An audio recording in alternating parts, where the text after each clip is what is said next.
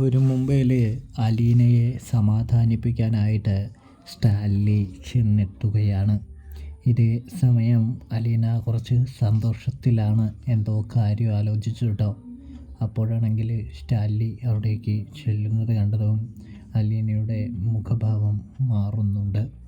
ഇതേ സമയം സ്റ്റാൻലി അലീനയോട് പറയുകയാണ്, ഈ പപ്പയ്ക്ക് ഇഷ്ടമല്ലാത്ത കാര്യങ്ങൾ നീ ചെയ്യുന്നത് കൊണ്ട് തന്നെയാണ് പപ്പയ്ക്ക് നിന്നെ അത്ര പിടിക്കാത്തത് എന്ന് പറഞ്ഞു വയ്ക്കുകയാണ് എന്ന് കാണാൻ സാധിക്കണം.